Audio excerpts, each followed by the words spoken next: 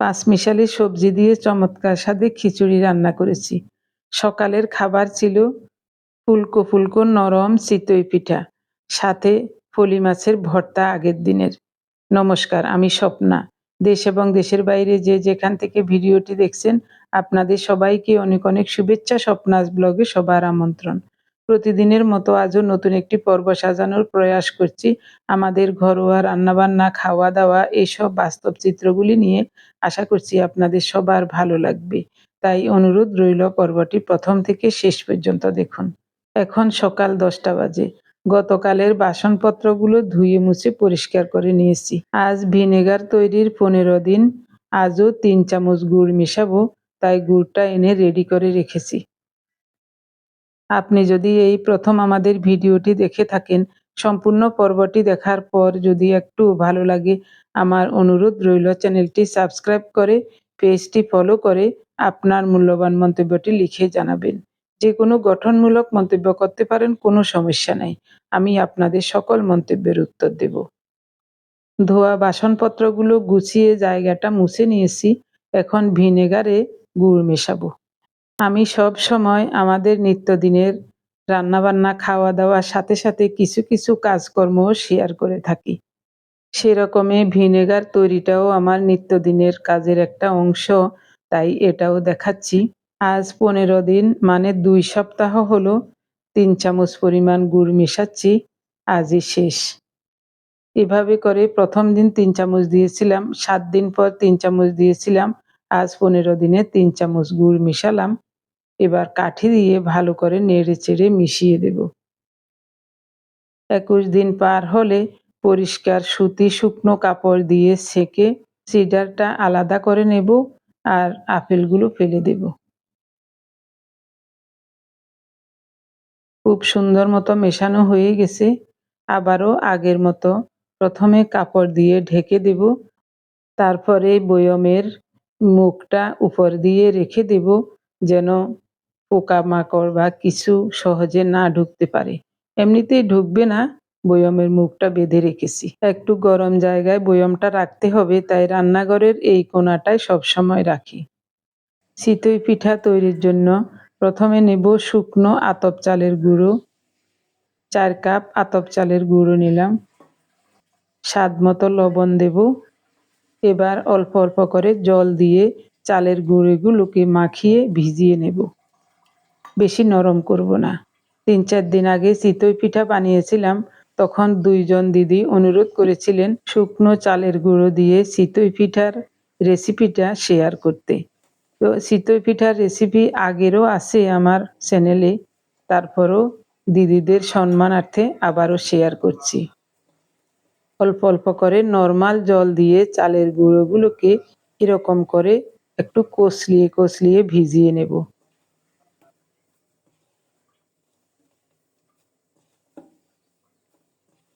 এভাবে অল্প কিছুক্ষণ মাখিয়ে একটা দলা পাকিয়ে নেব। এই দেখুন, নর্মাল খাওয়ার জল দিয়ে ভিজিয়ে নিয়েছি। অনেকেই বলেন শুকনো চালের গুঁড়ো দিয়ে চিতই পিঠা হয় না। একটু খেয়াল করে যদি এভাবে চালের গুঁড়োগুলো প্রথমে ভিজিয়ে নিয়ে তারপরে ফোটানো গরম জল দিয়ে চিতই পিঠার ব্যাটার তৈরি করেন, তাহলে অবশ্যই হবে। 1 গ্লাস পরিমাণ জল ফুটতে বসিয়ে দিয়েছিলাম। এখন ফুটন্ত গরম জল দিয়ে দিলাম। এখন চামচ দিয়ে নেড়ে চেড়ে চিতই পিঠার ব্যাটার তৈরি করে নেব। জলটা একটু হলুদ দেখা যাচ্ছে, তার কারণ হলো ওই পাতিলটাতে পরশুদিন ডাল রান্না করেছিলাম, ধুয়ে রেখেছিলাম, তারপরও অনেকক্ষণ পর্যন্ত জলটা ফুটছিল, এ কারণে হলুদ দেখা যাচ্ছে। একটু দ্রুত গতিতে দেখাচ্ছি। চালের মন্ডটা গরম জলের সাথে গুলে নিতে একটু সময় লেগেছে। এই দেখুন, পুরোটাই আপনাদের সাথে শেয়ার করলাম, কারণ আপনারা যদি এভাবে শুকনো চালের গুঁড়ো দিয়ে চিতই পিঠা বানান, এই পদ্ধতিগুলো ভালো করে খেয়াল করলে একটা পিঠাও মিস যাবে না, প্রতিটা পিঠা ফুলে ফুলকো ফুলকো হয়ে যাবে। আরও একটু জলের প্রয়োজন, তাই ওই জলটাও দিয়ে দিলাম। ঘনত্বটা এরকম হয়েছে। এরকমই হবে চিতই পিঠার ব্যাটার। রেডি হয়ে গেল ঢেকে রেখে দেব 10 মিনিটের জন্য। এই সুযোগে আমি হলুদটা বেটে নিচ্ছি। 2 ইঞ্চি পরিমাণ কাঁচা হলুদ খোসা ছাড়িয়ে ধুয়ে কুচিয়ে নিয়েছি। 20-25টা গোলমরিচ আর অল্প একটু হিমালয়া পিঙ্ক সল্ট দিয়েছি। এটা দিয়ে আমাদের দুইজনের জন্য 2 গ্লাস হলুদ চা তৈরি করব। গতকালও একজন প্রিয় মানুষ কমেন্টস করেছিলেন, হলুদ চা বানাতে কি কি উপকরণ কতটুকু দিন। হলুদ বাটা হয়ে গেলে গ্লাসে ঢুকিয়ে রেখে দিয়েছি। এখন চিতই পিঠা তৈরি শুরু করি। প্রথমে ছোট করে একটা দিচ্ছি, হয় কিনা দেখি। মাটির সরা দিয়ে ঢেকে দিলাম। মাটির সরা না থাকলে অ্যালুমিনিয়ামের সরা দিয়ে ঢেকে দিলেও হবে। প্রথম পিঠাটা সিদ্ধ হয়েছে, মনে হচ্ছে ফুলবেও, পিঠা হবে। এই দেখুন, পিছনটাও কত সুন্দর হয়েছে। এভাবে 1 চামচ করে দিয়ে প্রতিটা পিঠা তৈরি করব। বলছিলাম হলুদ চা তৈরির কথা, একজন প্রিয় মানুষ কমেন্টস করেছিলেন। তো দেখুন, বাটা হলুদ আর গোলমরিচ সম পরিমাণ করে 2 গ্লাসে নিয়ে নিলাম। এরপর কুসুম গরম জল দিয়ে 1 টেবিল চামচ পরিমাণ কোল্ড ফ্রেশ কোকোনাট অয়েল দিয়েছি। তারপরে গুলে নিয়ে আমরা দুইজনে 2 গ্লাস খেয়ে নেব। চিতই পিঠা দেখুন কত সুন্দর ফুলকো হয়েছে, নরম হয়েছে, আর পিছনটা ইচ্ছে করেই একটু দাগ লাগিয়ে নিয়েছি। চিতই পিঠার পিছনটা একটু এরকম লাল লাল এবং মচমচে টাইপের হলে খেতে খুব ভালো লাগে। গতকাল বানিয়েছিলাম পলি মাছের ভর্তা, ওটা দিয়েই আজ আমরা দুজনে চিতই পিঠা খাবো। আমি সব সময় যেই রেসিপিটাই শেয়ার করি পূর্ণাঙ্গভাবেই শেয়ার করি, যাতে করে কারো বুঝতে কোনো অসুবিধা না হয়। চিতই পিঠার এই রেসিপিটা পুরোপুরি ফলো করলে আমি যেভাবে পিঠা বানাচ্ছি এরকমই আপনাদের পিঠাগুলিও হবে। একটা পিঠাও মিস যাচ্ছে না। প্রতিটা পিঠা দেওয়ার সাথে সাথে শত সহস্র জালি হয়ে ফুলে টইটুম্বুর হয়ে যাচ্ছে। এই দেখুন কত সুন্দর হয়েছে।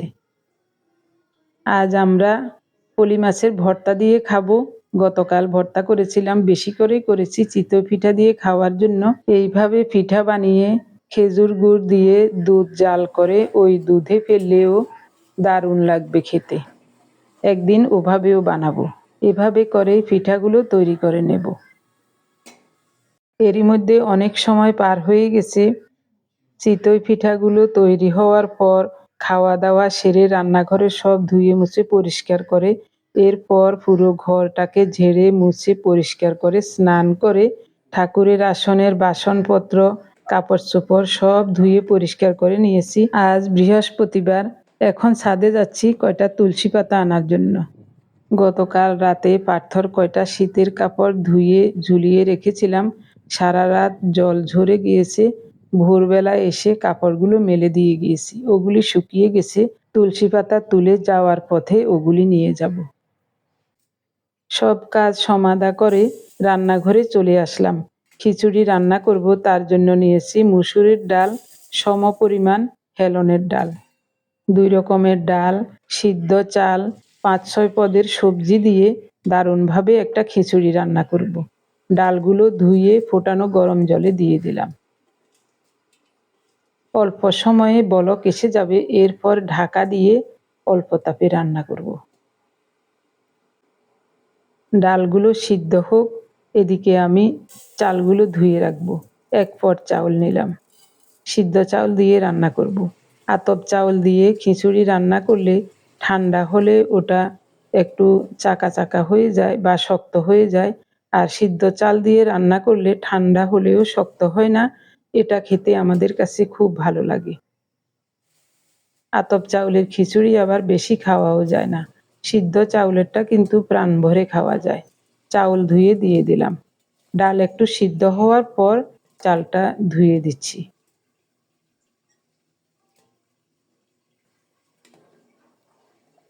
সবজিগুলো কেটে ধুয়ে পরিষ্কার করে রেখেছি। পাতিলটা ওই চুলায় বসিয়ে এদিকে খিচুড়িতে দেওয়ার জন্য অল্প কিছু মশলা ভেজে নেব। 2টা এলাচ, 1 টুকরো দারুচিনি ভেঙে গুঁড়ো করে দিয়েছি। অল্প কিছুক্ষণ ওগুলো ভেজে নিয়ে এখন দেব ধনিয়া জিরা। চুলার তাপটা একেবারেই কমিয়ে রেখেছি। মশলাগুলো একটু সময় নিয়ে নেড়ে চেড়ে মচমচে করে ভেজে নেব। পোড়া যেন না যায় সেটাও খেয়াল রাখতে হবে। ভালোভাবে ভাজা হলে ভাজা মশলার ঘ্রাণটা খুবই সুন্দর হবে। ভাজা হয়ে গেছে, পাতিলটা আবারও এই চুলায় নিয়ে আসলাম। চাল ডালও একটু সিদ্ধ হয়ে আসছে। এবার সবজিগুলো দেব। প্রথমে আলু দিলাম, গাজর, ফুলকপি, শিম, টমেটো, কাঁচামরিচ আর বাঁধাকপি। ঘরে যা যা সবজি আছে সব সবজি থেকে অল্প অল্প করে দিয়ে দিলাম। নেড়ে চেড়ে ঢেকে রান্না করব। এই সুযোগে ভাজা মশলাগুলো গুঁড়ো করে নেব। আমার একটা চিরদিনের অভ্যাস, যা কিছুই রান্না করি ঢেকে ঢেকে রান্না করি। এতে করে রান্নার পুষ্টিগুণটাও বজায় থাকে আর জ্বালানি খরচও কম হয়। এদিকে মাটির চুলায় খোলা জায়গায় রান্না করলে উপর থেকে কিছু পড়ার সম্ভাবনাও থাকে না। দিচ্ছি স্বাদ মতো লবণ, 1 চা চামচ হলুদ গুঁড়ো, 1.5 চা চামচ গুঁড়ো মরিচ আর ভাজা মশলাটা পাটায় খুব সুন্দর মতো গুঁড়ো করে রেখেছিলাম। দারুণ একটা ঘ্রাণও বের হয়েছে। 2টা তেজপাতা ধুয়ে ছিঁড়ে দিয়ে দিলাম। এবার ভালো করে নেড়ে চেড়ে মশলাপাতি সব মিশিয়ে ঢেকে রান্না করব। মাঝে মাঝে ঢাকা উঠিয়ে একটু নেড়ে দিতে হবে, নিচ দিয়ে যেন লেগে না যায়, সেটা একটু খেয়াল রাখবো। সব কিছু সিদ্ধ হয়ে খুব সুন্দর ঘন হয়ে আসছে। এবার ফোড়নটা রেডি করতে হবে। কড়াই গরম হলে সরিষার তেল দিলাম। মনে হচ্ছে কম হবে, তাই আরও একটু দিচ্ছি। সব মিলিয়ে বেশি দিই নাই, অল্প করে তেল দিয়েছি। ফোড়নে দিচ্ছি কয়েকটা শুকনো মরিচ। মরিচগুলোতে ঝাল তেমন নাই, খিচুড়ির সাথে মেখে খেতে খুব ভালো লাগবে। মরিচগুলোকে অল্প তাপে নেড়ে চেড়ে খুব সুন্দর মতো ভেজে নিয়ে একটু ছেঁচে রাখা আদা দিয়ে দিলাম।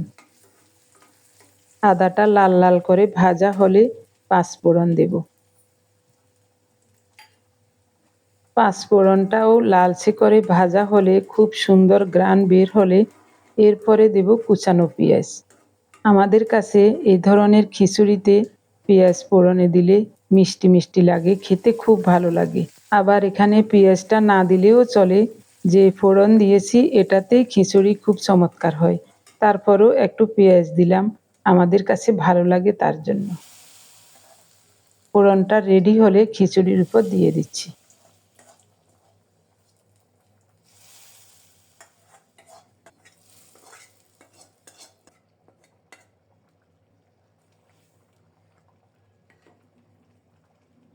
কত সুন্দর মতো খিচুড়ি রান্নাটা হয়ে গেল দেখুন। নামানোর আগে কুচানো ধনেপাতা দিলাম। ভালোভাবে নেড়ে চেড়ে মিশিয়ে দিচ্ছি।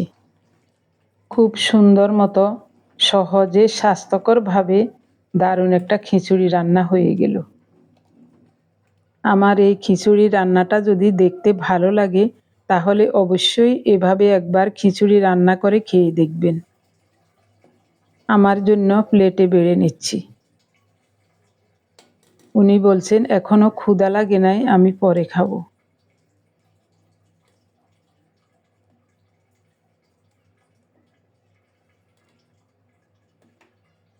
ভাজা মশলার কারণে খিচুড়ির ঘ্রাণটা খুবই সুন্দর লাগছে।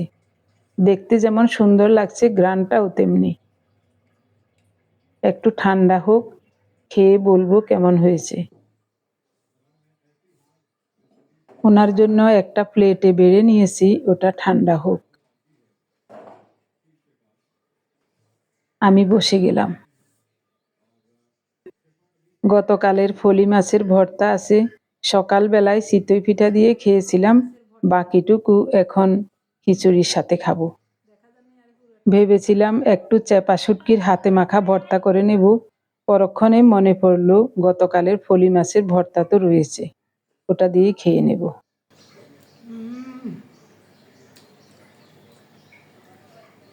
কি চমৎকার হয়েছে গো।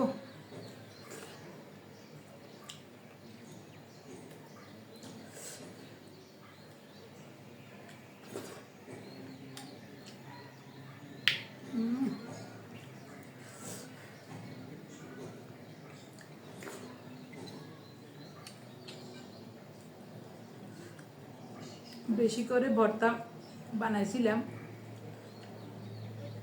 কালকে আমরা দুজনে খাইছি, আজকে সকালবেলায় পিঠা খাইছি।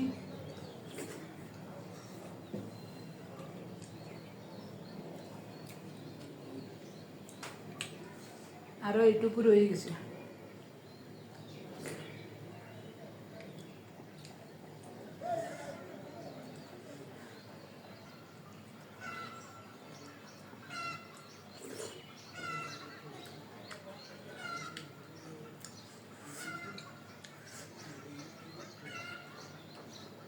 এবার শীতে খিচুড়ি বেশি খেতে পারি নাই, বেশি মানে একবারও মনে হয় খাই নাই, শীতে তো বাড়িতে ছিলাম।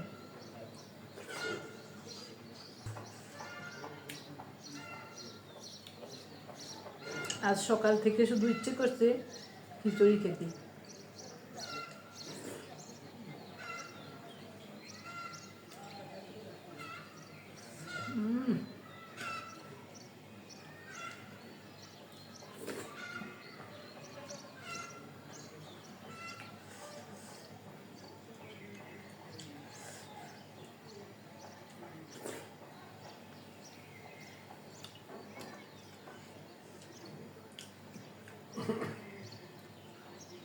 কি চমৎকার!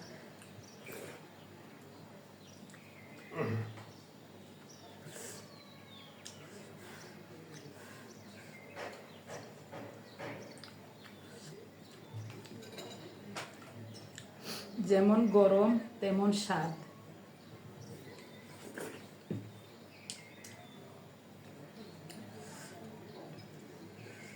ভাজা মশলা দেওয়াতে বেশি ভালো লাগছে।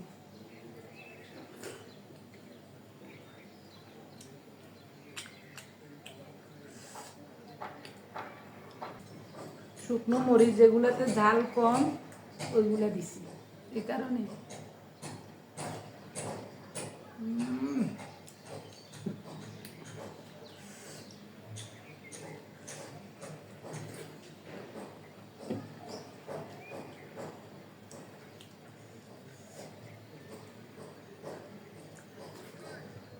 কত রকমের সবজি দিলাম, ঘরে যা যা সবজি ছিল সব দিলাম অল্প অল্প করে।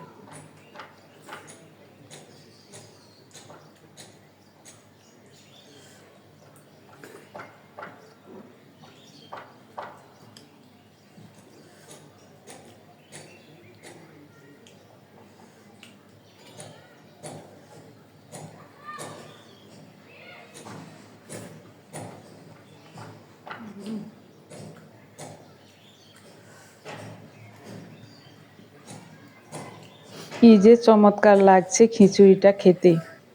এক প্লেট খাওয়া হয়ে গেল, আরও একটু নেব। আমার খাওয়া দাওয়া শেষ, ওনার জন্য প্লেটে বেড়ে ঢেকে রেখেছিলাম। দেখতে কত ভালো লাগছে দেখুন। আমার প্রিয় ভাই বোন বন্ধু স্বজন, এখন বলবো, আপনারা যারা গত 24 ঘন্টায় আমাদের অনেকগুলো ভিডিও দেখে কমেন্টস করেছিলেন, এক একজন 3 বার 4 বার 5 বার করেও কমেন্টস করেছেন, আমি আপনাদের সবার নাম খাতায় লিখে নিয়েছি। এখন বলছি। প্রথমেই কমেন্টস করেছেন সুমিতা দে আসাম থেকে, শিবানী ভৌমিক ময়মনসিংহ থেকে, বনানী ব্যানার্জি মুর্শিদাবাদ থেকে, হর্ষ বসাক সোদপুর থেকে, নীলিমা মাইজি, শিখা সিনহা রয় কলকাতা থেকে, সিদ্ধার্থ শঙ্কর রয় কলকাতা থেকে, নবীন ত্রিপুরা থেকে, মুক্তা মজুমদার, সঙ্গমিত্রা রয়, বিভা সেন গুয়াহাটি আসাম থেকে, জয়তী মণ্ডল, রুহামা জামিল, সুমন্তরা সেনাপতি, সোনিয়া দেবী, নন্দিনী ইউএসএ থেকে, এন ঘোষ কলকাতা থেকে, রানু বেগম ইতালি থেকে। আপনাদের সবাইকে জানাই অজস্র অজস্র ধন্যবাদ, অভিনন্দন এবং কৃতজ্ঞতা। সবাই খুব সুন্দর এবং গঠনমূলক কমেন্টস করে আমাকে ধন্য করেছেন। এভাবে সবাই আমাদের সাথে থেকে স্বপ্নাস ব্লগ চ্যানেলটি এগিয়ে নিয়ে যাবেন আশা করছি। সবাই ভালো থাকুন, সুস্থ থাকুন, দেখা হবে আগামী পর্বে।